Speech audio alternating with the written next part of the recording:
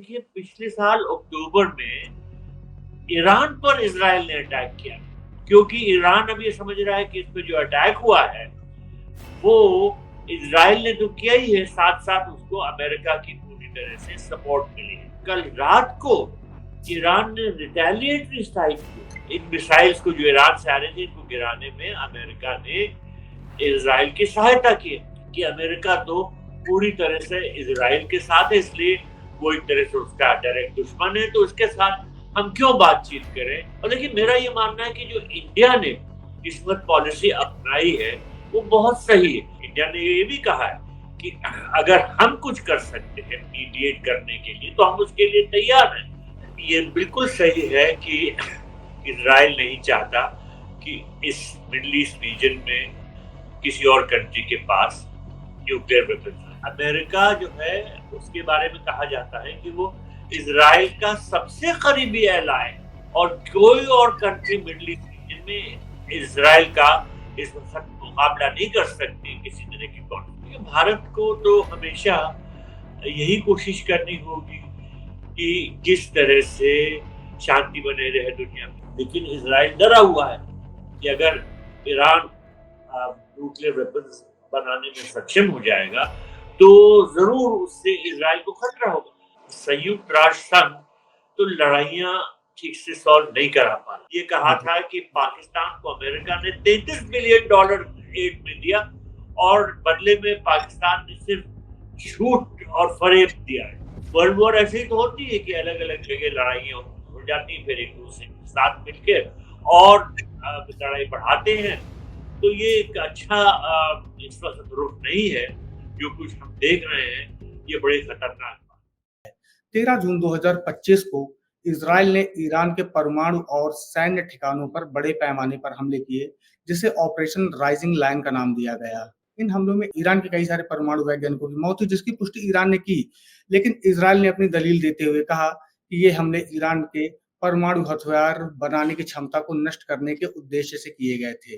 विश्व के अनेक देशों सहित भारत ने इस बढ़ते तनाव पर गहरी चिंता जताते हुए दोनों देशों से अपील की कि वे किसी भी प्रकार के उकसावे से बचें और स्थिति को और अधिक न बिगाड़ते हुए कोई कूटनीतिक या बातचीत का रास्ता निकालें। इस विषय पर बातचीत करने के लिए हमारे साथ बेहद खास मेहमान हैं प्रभु दयाल जी, जो ईरान में एक समय पोस्टेड थे। उन्होंने वहां की डिप्लोमेसी को बहुत करीब से देखा और समझा है। भारत सरकार के पूर्व राजदूत हैं। सर की 2 किताबें कराची, हलवा और सूरजपुर कनेक्शन बहुत चर्चा में रही हैं। सर बहुत बहुत स्वागत है आपका। धन्यवाद सर थैंक यू, आपने समय निकाला हमारे लिए। सर, ईरान और इजराइल के बीच तनाव के मुख्य कारण क्या हैं? ईरान का परमाणु प्रोग्राम इजराइल के लिए क्यों इतनी चिंता का विषय है? क्या वास्तविकता में ईरान के परमाणु कार्यक्रम से इजराइल को अस्तित्व का खतरा है या फिर ये एक रणनीतिक तर्क है? देखिए आपने अपने इंट्रोडक्शन में बताया कि मैं ईरान में पोस्टेड रह चुका हूँ। मैं 4 दशक पहले था वहाँ। ये बात है 1990s की। और बहुत ये सुनाई में पड़ता था कि कब कोई डेमोन्स्ट्रेशन हो रहा है या जुलूस निकले, उसमें लोग ये चिल्लाते थे, डेथ टू इज़राइल, इज़राइल को खत्म करना, मार इज़राइल। तो बहुत गहरी दुश्मनी इज़राइल और ईरान के बीच में रही है। ईरान तो यहाँ तक कहता था कि हम चाहते हैं कि इज़राइल को समुद्र में डुबो दें, खत्म कर दें। अच्छा। तो अब जैसे-जैसे इज़राइल ने देखा कि ईरान एक न्यूक्लियर वेपन्स प्रोग्राम बनाने में आगे बढ़ रहा है और अब उसकी न्यूक्लियर एनरिचमेंट की जो कैपेसिटी है वो 60% यानी 60% से ज्यादा हो गई है। अच्छा। तो अमेरिका को लगने लगा और इज़राइल को खास तौर पे लगने लगा कि ये बड़ा खतरा बन रहा है, क्योंकि अगर लगभग 90% ईरान यूरेनियम एनरिचमेंट कर लेता है तो वो न्यूक्लियर वेपन बना सकता है। तो इज़राइल का ये मानना है कि अगर न्यूक्लियर वेपन्स ईरान के पास आ गए तो वो इनका इस्तेमाल करके इजराइल को खत्म कर सकता है, क्योंकि ज्यादा दूरी नहीं है ईरान और इजराइल के बीच में। बिल्कुल। फासला मतलब ज्यादा लंबी दूरी नहीं है। और मिसाइल जो है अगर ईरान से फेंके जाएं तो वो इजराइल पहुंच सकते हैं। अभी आपने देखा कि कल रात को बिल्कुल। इजराइल पे रिटेलिएटरी अटैक किया ईरान ने, और ये मिसाइल वहां पहुंचे, कुछ डैमेज किया। तो अगर इसमें न्यूक्लियर वॉरहेड होता तो आप समझिए कि कितना ज्यादा नुकसान होता, कितना डेंजर था ईरान के इजराइल के लिए। तो इस वजह से इजराइल जो है वो पूरी तरह से ये कोशिश करता है कि ईरान न्यूक्लियर वेपन्स ना बना पाए। अब देखिए, पहले जो इजराइल पे हमास ने अटैक किया, उससे इस रीजन में जो टेंशन हैं वो बढ़ने शुरू हुए। और हम मानते हैं कि जो हमास है वो इजराइल का एक प्रॉक्सी, और ईरान के और भी बहुत प्रॉक्सी हैं, जैसे हिजबुल्लाह जो लेबनान में स्थित है, इसके अलावा जो हूतीज हैं जो यमन में है। तो हमेशा ईरान जो है इन प्रॉक्सीज का इस्तेमाल करता है कि वो किस तरह से इजराइल को नुकसान पहुंचा सके, इजराइल पे अटैक कराने के लिए। अब पिछले साल हिजबुल्लाह को लड़ाई में बहुत ज्यादा नुकसान हुआ है इजराइल के साथ। हूतीज अभी भी वार कर रहे हैं, लेकिन देखिए अब हिजबुल्लाह कुछ ज्यादा नहीं कर पा रहा है। इसके साथ हमास का भी बहुत नुकसान हुआ है। गाजा पे कितना ज्यादा बमबारी हुई है और कितना तहस नहस हुआ है वहां पर। तो अब हमास की भी शक्ति बहुत कम हो गई है। इसके अलावा देखिए, पिछले साल अक्टूबर में ईरान पर इजराइल ने अटैक किया था, उसकी जो मिसाइल साइट्स थी उन पे अटैक हुआ था कि जो ईरान है वो मिसाइल्स से अटैक करने की क्षमता उसकी कम हो, लेकिन अभी भी है।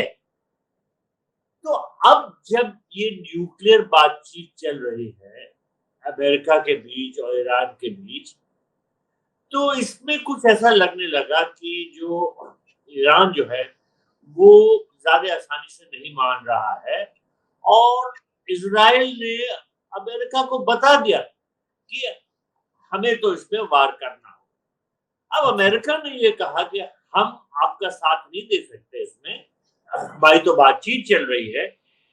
लेकिन अमेरिका को बात पता थी कि क्या होने वाला है। इजराइल ने साफ बता दिया था कि वो अटैक करने वाला है ईरान में।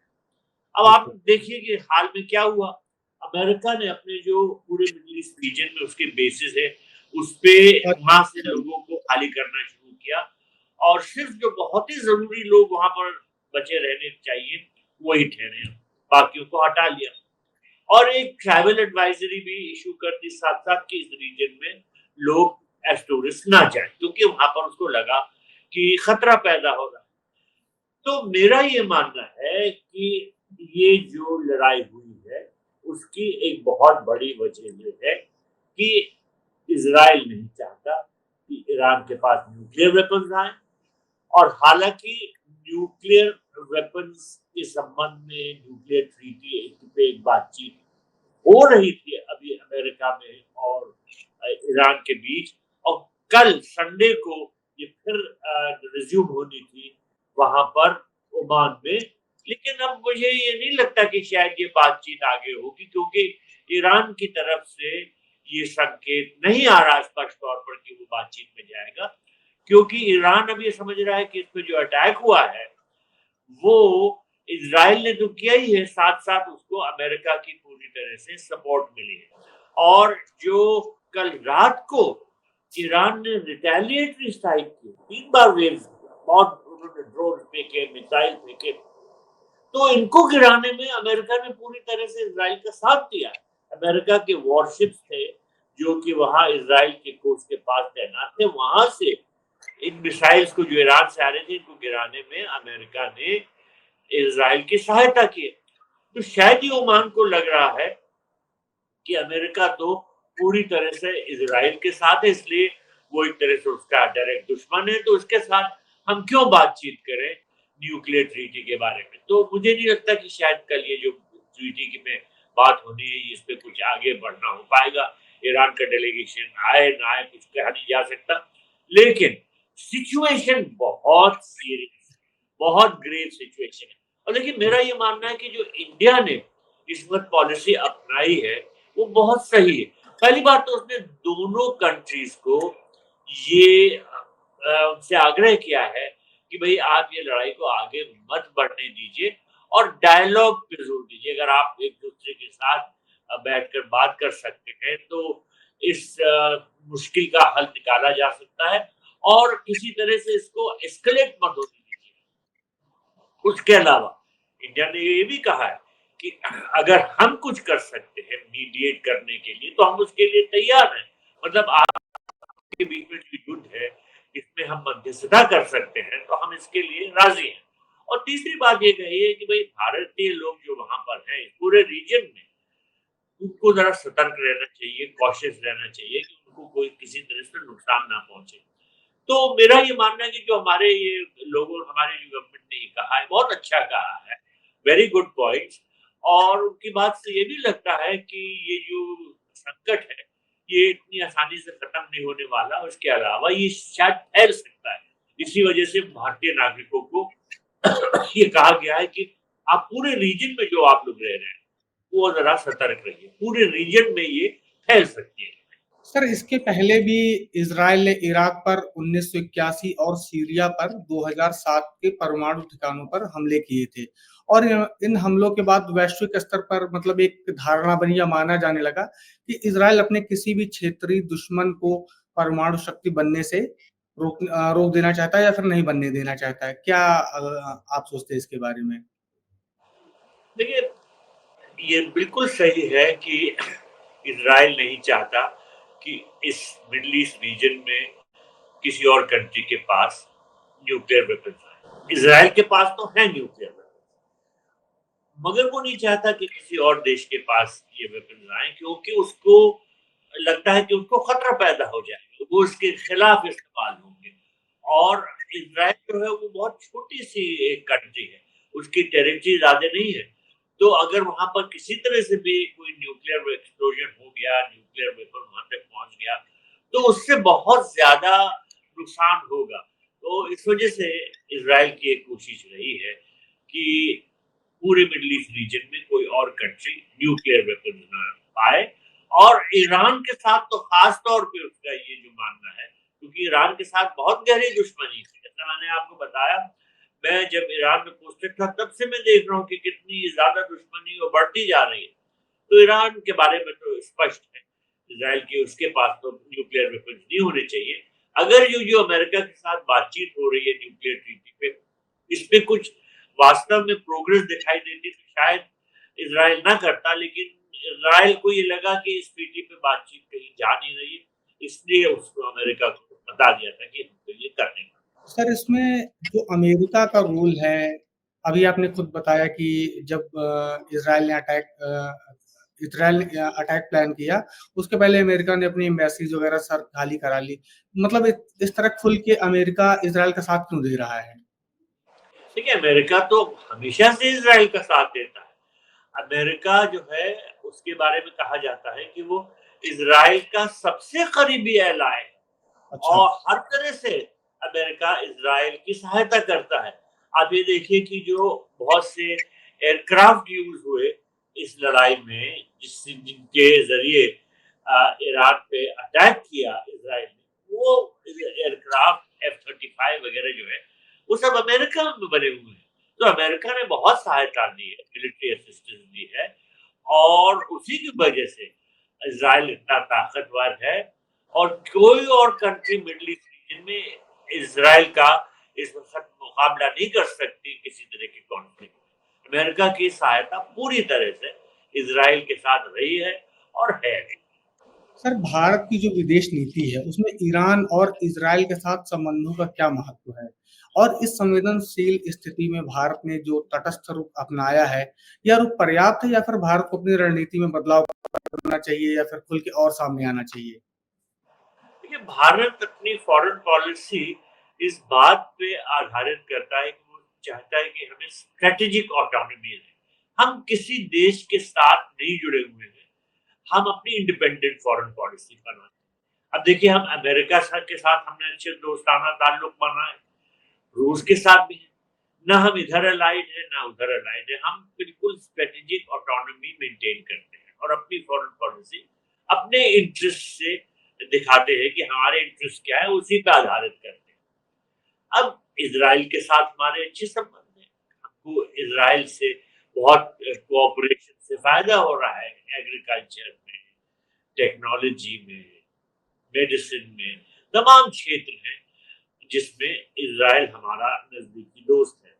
और साथ ही साथ ईरान के साथ भी हमारे बड़े पुराने ताल्लुकात हैं। ईरान हमारा दोस्त रहा है और अब तो देखिए, ईरान से हम तेल खरीदते थे, अब अमेरिका ने जब उस पे ईरान पे सैंक्शन लगा दिए, तब हमने तेल लेना तो बंद कर दिया, लेकिन हमारी दोस्ती अभी भी कायम है।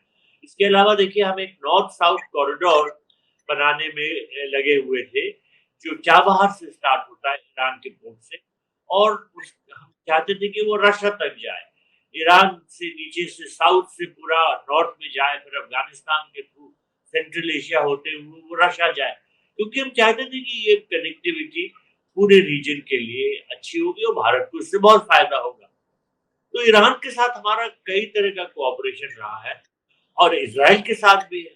इसी वजह से मेरा ये मानना है कि ये जो लड़ाई है, ये हमारे हित में नहीं है, क्योंकि अगर हमारे दो अच्छे दोस्त आपस में लड़ते हैं, तो इससे वो हमसे कैसे दोस्ती से रह पाते हैं?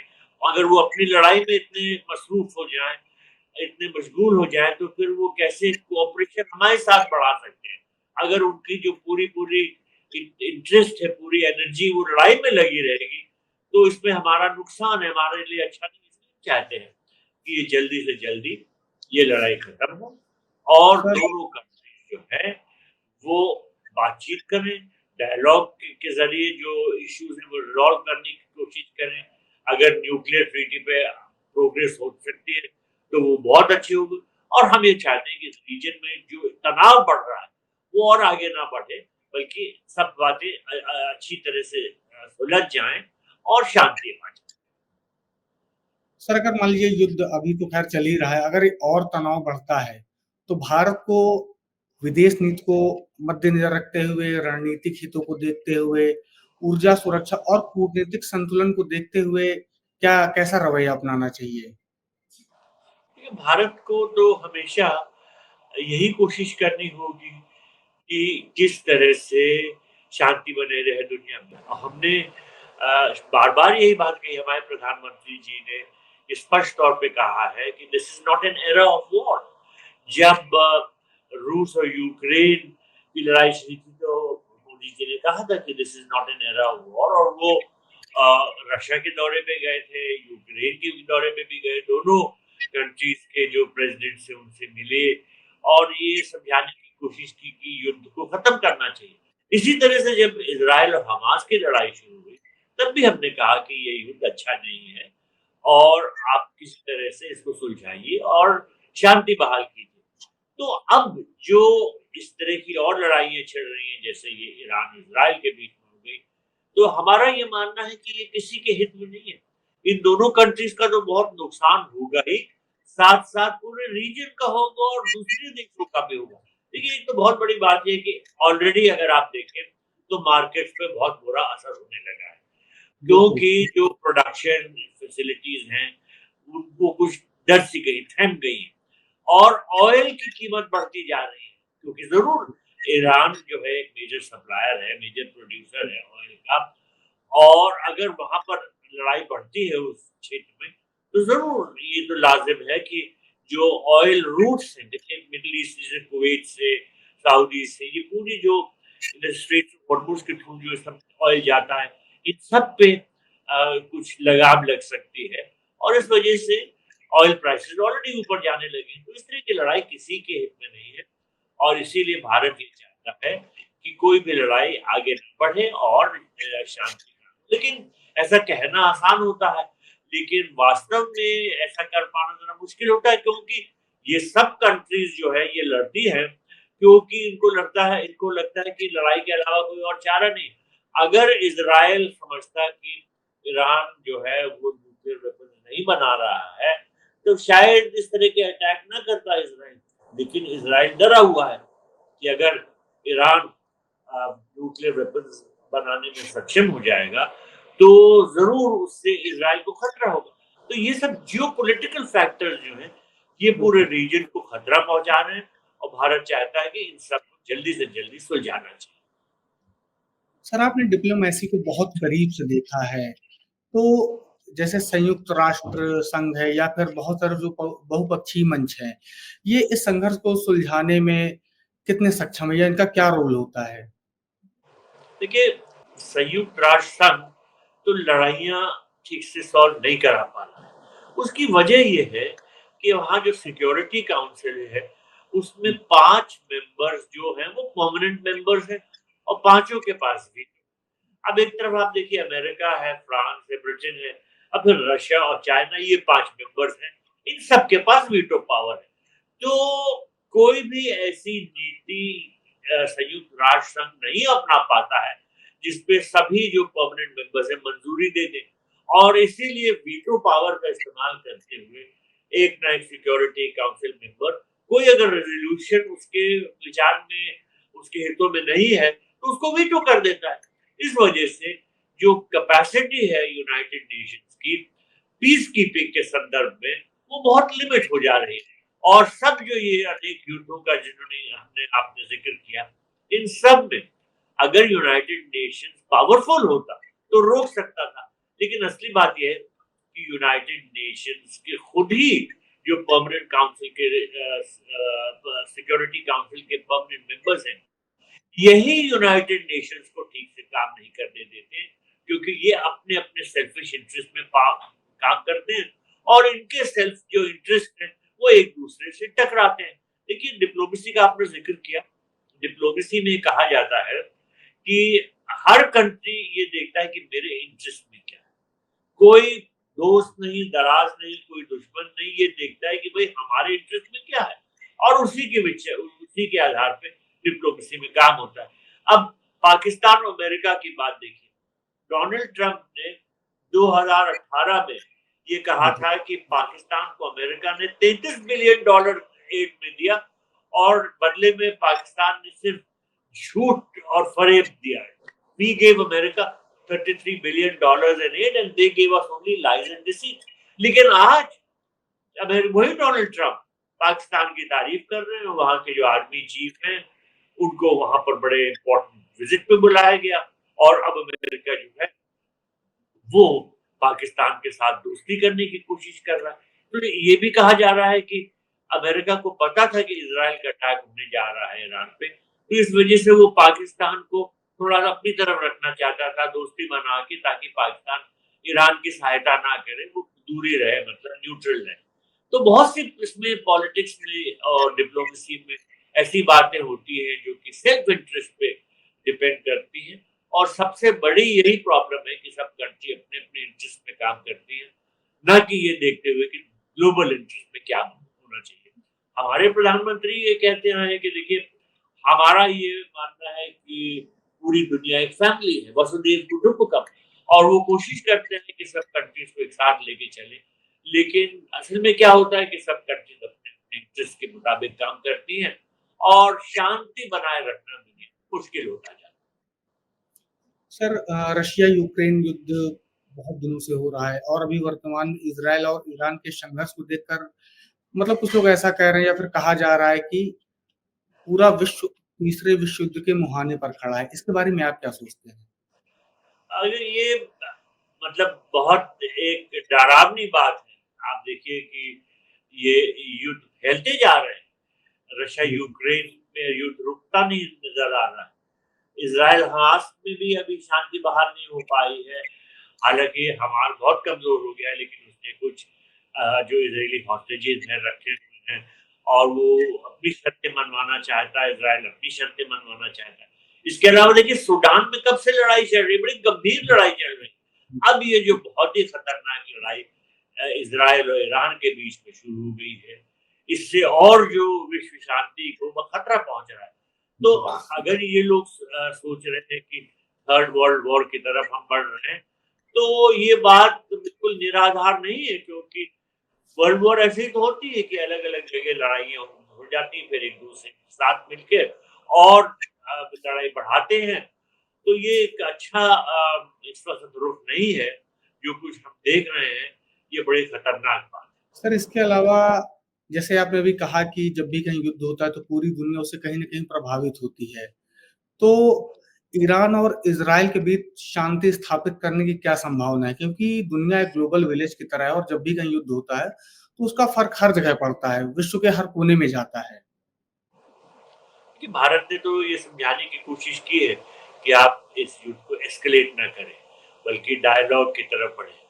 लेकिन असली बात ये है कि जो सही असली वजह है लड़ाई की, वो जब तक खत्म नहीं हो जाती, तब तक ये युद्ध खत्म होता नहीं नजर आ रहा। और क्या असली वजह है? देखिए, एक तो बहुत ही बड़ी वजह जिसका आपने जिक्र किया, वो इजराइल का जो भय है ईरान की न्यूक्लियर वेपन्स के संबंध में।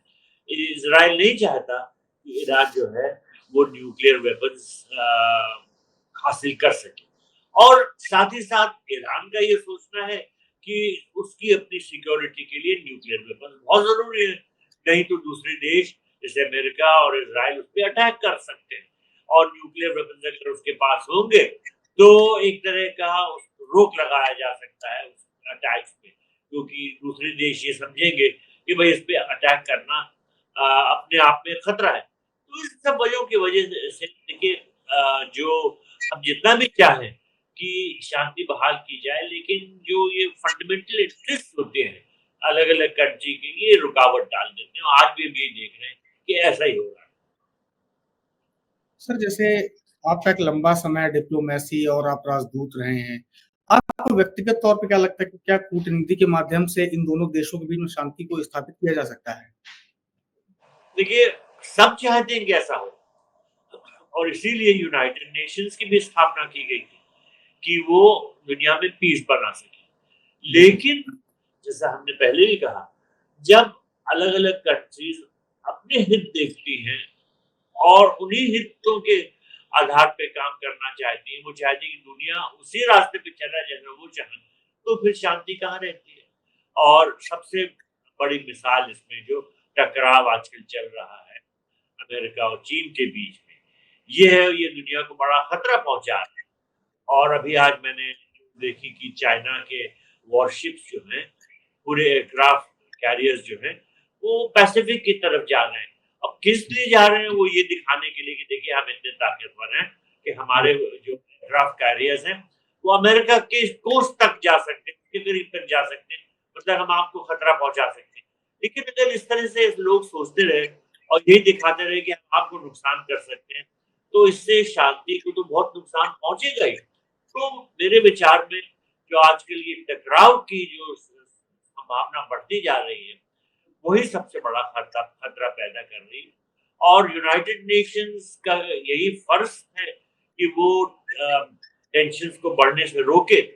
लेकिन जैसा हम लोग ने बात की, यूनाइटेड नेशन जो है इस काम में पूरी तरह से असफल रहा। सर बहुत-बहुत धन्यवाद हमसे बातचीत करने के लिए और हम ये कह सकते हैं कि इज़राइल और ईरान के बीच संघर्ष केवल 2 राष्ट्रों का विवाद नहीं है, बल्कि यह मध्य पूर्व की स्थिरता, वैश्विक ऊर्जा आपूर्ति और अंतर्राष्ट्रीय शक्ति संतुलन से जुड़ा हुआ विषय है। आने वाले वर्षों में देखना बेहद महत्वपूर्ण होगा कि कूटनीति इन तनावों को कैसी दिशा देती है, युद्ध की ओर या फिर समाधान की ओर। बहुत-बहुत धन्यवाद।